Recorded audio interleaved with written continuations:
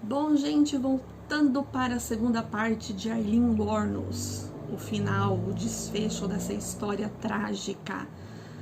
A 10ª mulher condenada à morte nos Estados Unidos e a primeira serial killer condenada consecutivamente a 6 prisões. 6 prisões não, gente, tô com essa mania de prisão. A 6 penas de morte consecutivas, tá? Depois que ela conheceu a Tyra queria que ela gastasse dinheiro com o que ela não tinha. Queria ir pra bar, queria ir pra festa.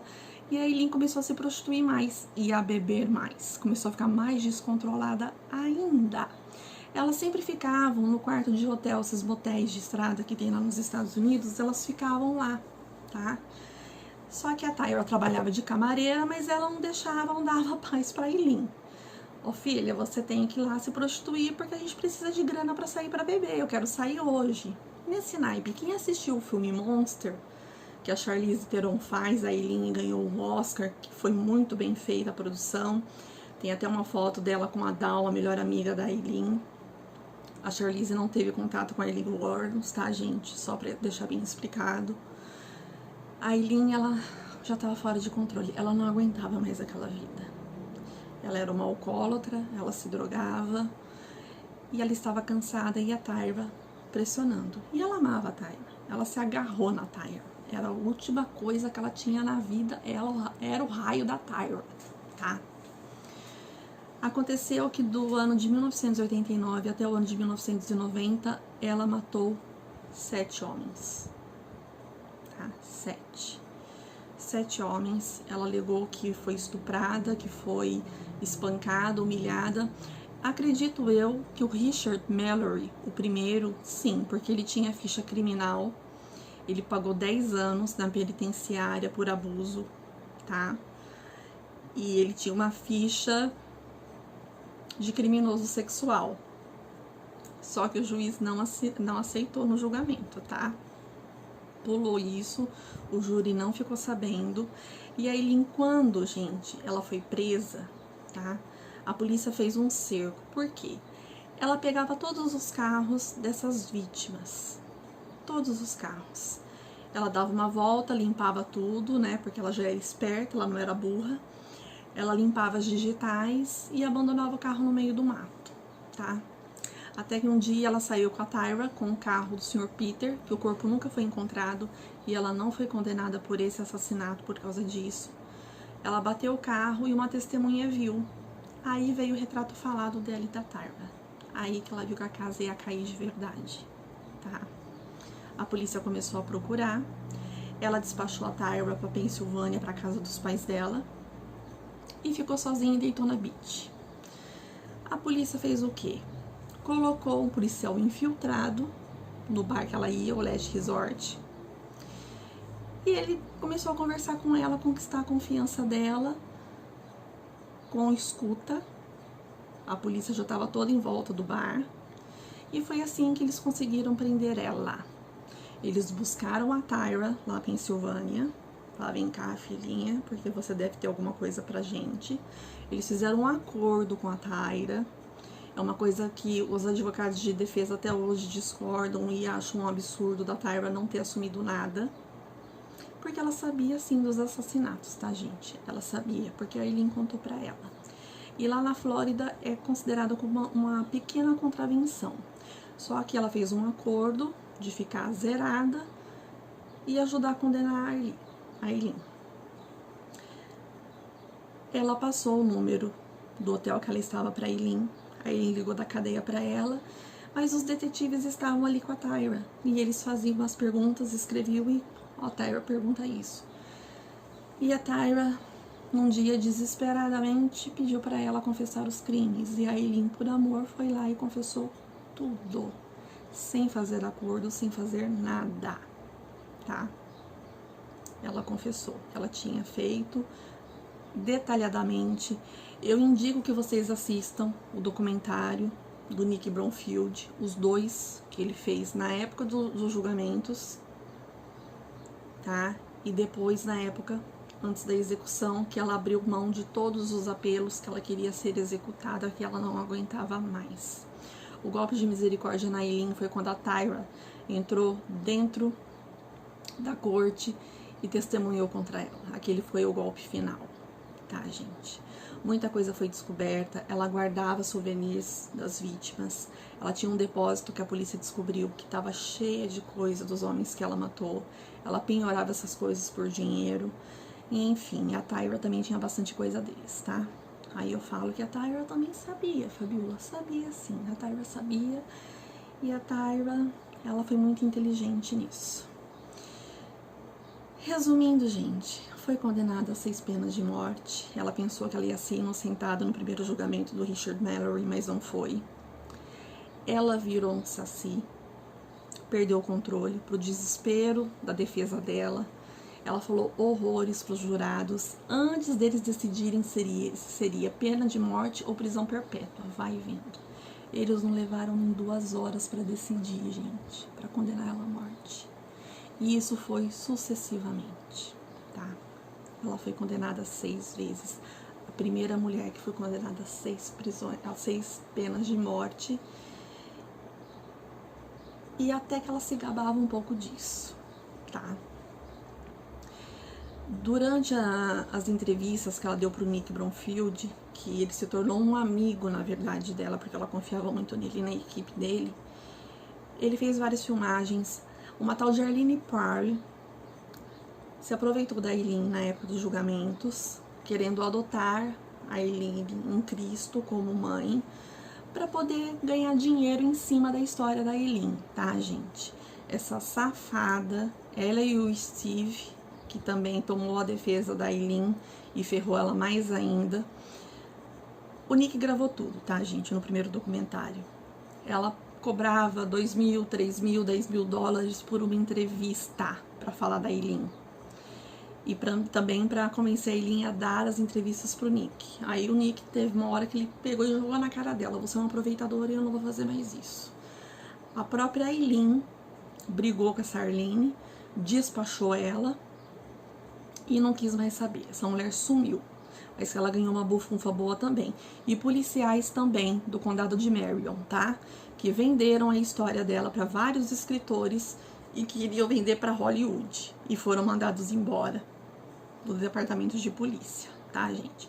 Teve muita sujeira nesse caso da polícia também, tá bom? A Eileen ficou 10 anos no corredor da morte. A Dawn Botkins nunca abandonou a amiga dela. Era amiga de infância, né? Ela cresceu em Troy com ela. Ela trocava cartas todos os dias com a Dawn. Era uma maneira dela desabafar. E a Eileen desenhava muito bem, cara. No documentário do Nick, principalmente no segundo, a Dawn mostra os desenhos da Eileen. Ela era uma desenhista maravilhosa e tinha uma letra muito bonita. Ela era uma mulher inteligente. Só que ela cresceu num ambiente errado, sabe? Ela cresceu na hora errada, no momento errado, com as pessoas erradas. Gente, como isso é preocupante e como isso é alarmante e como as nossas crianças ficam sujeitas a isso, a esses tipos de abuso e levam para a vida adulta. Foi o que aconteceu com a Eileen, tá bom? O Nick foi muito fiel, ele relatou tudo o que passou, ele foi na casa que ela morou, ele procurou a mãe dela, a Diane, questionando a Diane por que ela abandonou a Eileen, e ele contou pra Eileen que ele tinha ido visitar a Diane, mas essa Eileen virou no trem. Vocês podem procurar e assistir no momento que ele fala, ela xingou a mulher de tudo quanto foi nome. Que ela vá pros quintos dos infernos, que ela queime no inferno. Ela não é a minha mãe era aberta, tá? O Nick foi atrás da Diane, e aí ela ficou, ai, eu não sabia que ela morou na rua, ai, eu não sabia. Ai, pelo amor de Deus, gente, ela sabia sim, tá? A Vera deu uma de desentendida, na verdade, tá bom? Eu sei, gente, que nesses 10 anos de Corredor da Morte, ela começou a dar uma acalmada, ela tinha ainda os acessos de fúria, era uma detenta muito difícil ali no presídio. E até o Nick sofreu muito para fazer o último documentário com ela, porque ela não queria, tinha dia que ela não queria dar entrevista, que ela tava virada, o humor dela, você via que ela se transformava. O borderline tem isso, né? Ele se transforma. E a última entrevista dela antes da execução foi pro Nick. Fizeram um exagero, o próprio Nick fala que pra que tanto guarda em volta dela, que não podia ultrapassar uma linha, nem que o Ted Bundy fizeram isso, né, gente? Quando ele deu a entrevista pro James Dobson. Agora a Aileen foi um circo, tá? O Nick, ele fez uma gravação com ela quando ele estava conversando, sem ela saber que a câmera estava ligada. E ela disse pra ele que ela queria morrer sim, por isso que ela estava assumindo mesmo todos os crimes, e falou que o Richard Mallory não tinha abusado dela. E o Nick gravou isso, tá, gente? Procura, assista, que vocês vão ver na real a Aileen Wuornos, tá? Os documentários passam, mas o Nick foi o que mais detalhou a Aileen, o que mais retratou a vida da Aileen Wuornos. E ele ficou de parabéns. Ele assistiu a execução, a Dal ficou responsável, ela pediu uma jaqueta de couro, um coturno, uma camiseta com asas, e pediu também para que tocasse uma música no velório dela. Ela foi cremada, tá? A Dal pegou as cinzas dela, levou para casa dela em Michigan. Ela enterrou as cinzas da Aileen no tronco de uma árvore na propriedade da casa dela. E a árvore tá lá até hoje. A Dal diz que no Natal enfeita, que no aniversário ela coloca sempre uma flor, que pelo menos ela, a Dal, visita a Aileen. E a Dal entende a Aileen porque ela acompanhou a infância e a adolescência da Aileen, o jeito que a cidade de Troy, a vizinhança, tratava a Aileen e como o avô detonou com ela, tá, gente? Como o avô desestruturou ela mentalmente, com as surras, com o abuso, com xingamentos, em ter jogado ela na rua, ela ter passado frio e fome. É muito triste a vida de Aileen Wuornos, tá, gente? Ela foi executada no dia 9 de outubro de 2002. Como eu disse, o Nick Bromfield assistiu a execução, a Dal, familiares das vítimas. E ela estava preparada, ela disse para Dal que ela estava em paz, que ela queria morrer sim, que ela não aguentava mais viver num mundo que fez ela expor o pior dela, que ela estava cansada e que ela queria partir, tá? Tem um livro, Cartas para Dal, não tem em português ainda, que são todas as cartas que ela compartilhou com a Dal durante 10 anos no corredor da morte. A Dal acredita sim que ela matou por fúria, tá? Essas pessoas. A Dal acredita sim que o Richard Mallory abusou, espancou e fez o que fez com ela, como é retratado no filme Monster. Mas acredita que ela matou por fúria, sim, porque a Aileen, ela era muito descontrolada. Tanto que antes da execução, o advogado de defesa dela tentou ainda uma última cartada, que era para ela passar por uma junta psiquiátrica. Gente, ela tava pirada. Se vocês assistirem o segundo documentário do Nick, a última entrevista, ela tá doida, ela tá enraivecida, ela tá enfurecida. E o Nick falou assim, meu Deus, levaram 15 minutos para dizer que ela é sã. Então, o que é sessão? Ela falava que tinha placa sônica na cela, que estavam vigiando ela, que faziam xixi na comida dela. Ela tava louca, gente, tá? Resumindo, moto. A Aileen Wuornos tava doida, fora da casinha, tá bom? Essa é uma história muito triste. A primeira serial killer feminina reconhecida nos Estados Unidos foi a Aileen Wuornos. A vida dela foi uma porcaria. Ela não tinha ninguém. E a Dal ainda falou que deu graças a Deus que ela ficou 10 anos no corredor da morte, porque pelo menos lá ela estava segura. Ela não estava bebendo, não estava se drogando, estava sendo alimentada e tinha um teto sobre a cabeça, tá? A Dal fala dela com muito carinho, porque a Dal viu o sofrimento todo da infância e da adolescência da Aileen Wuornos, tá bom, gente? É mais uma história, a nossa primeira serial do canal.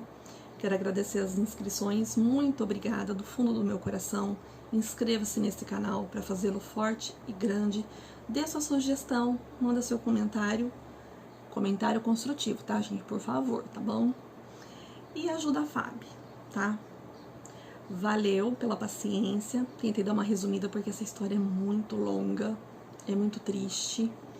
E a gente vê que